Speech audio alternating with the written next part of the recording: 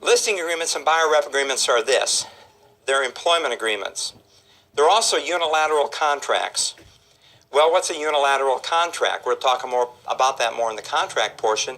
But a unilateral contract is a contract with one promise. Now, here's a good question for you. Who makes the promise in the listing agreement? Well, I heard that answer. You said the agent makes the promise. He makes a promise to sell the property. Whoa. What happens if the listing expires? Do you get sued?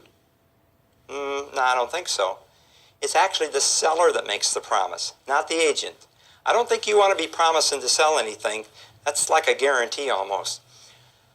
The seller promises to pay you a commission in the event that you sell the property. That's who makes the promise. How about a buyer's rep agreement? Who makes the promise there? Saying it's a unilateral contract. Yeah, you're catching on. The buyer makes the promise. What's he promised to do? He promises to pay a commission in the event that you find a property for him that's suitable that he goes under contract with. So they're unilateral contracts. In addition, they create a special agency relationship. Okay? Now, we said earlier, and I'm going to erase this because I want to put something else up here. We said earlier when we talked about the components of agency, and you remember the acronym, it was CARD, right? Control, Acceptance, Reliance, and Delegation. We said that the agency is determined by the amount of authority that is delegated. Okay? So here we're talking about a special agency relationship.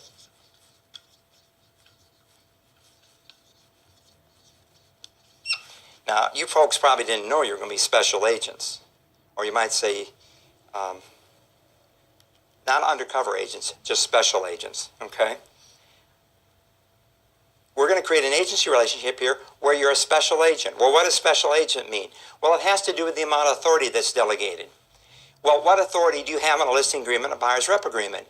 You have the authority to find a buyer for their house or to find a house for the buyer, so to speak, okay?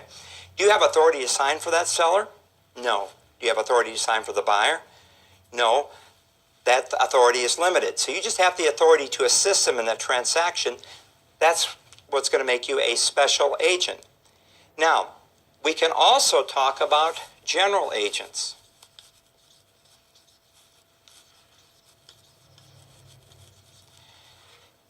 General agents have more authority than special agents. They have the right to bind the principal. The relationship that you're going to have with your broker is going to be a general agency relationship. For example, when I hire salespeople, I tell them, okay, you can list and sell residential housing, you can work with residential buyers, you can work with residential leases, but you can't sell any commercial property and you can't sell any businesses. I limit their authority. I give them authority to bind me in certain areas of the real estate business, but I limit that authority in other areas where they're inexperienced and I don't want them practicing in that particular area. That's going to be a general agency relationship. And when you go to work for a broker, you're going to be a general agent. And actually, you'll be the agent and the broker will be the principal. You'll have a fiduciary relationship with your broker. Now, another good example of a general agency relationship is going to be a property manager. So your broker is one example of that. A property manager is going to be another example. A property manager typically has a general agency relationship with the owner of the property. He has the right to bind that owner to certain bills, to do certain things for him, and so he's going to be a general agent. Now, the third one here, which has the most power, is going to be a universal agent. And that's the three broad categories. The universal agent is going to be like a guardianship. If somebody has a universal agency for you, they can buy and sell in your name. They can sell your house for you. They can buy a car for you. They can do just many, many legal things for you if it's a universal agency. So that's going to be the broadest range or the most authority that can be delegated. So you see, we start with the most authority, we go to a little less authority, and then we go to the least authority. And so we said that agency was a delegation of authority, and we define agency types by the amount of authority that's delegated. So you can see what's happening here. Now, a fourth thing that we want to say, let me set that down, about listing and buyer rep agreements is they're not standardized. These are employment agreements between your broker and your buyers and sellers or tenants and landlords. And they're not standardized.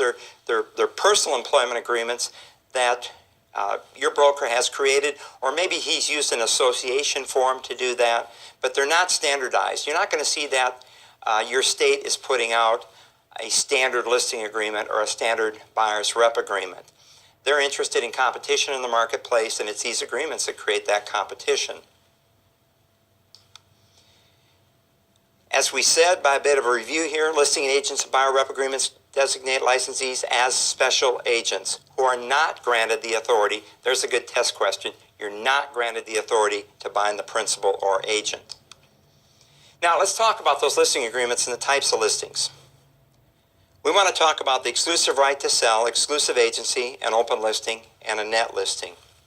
Now with the exclusive right to sell, that means that you have literally the exclusive right to sell that property.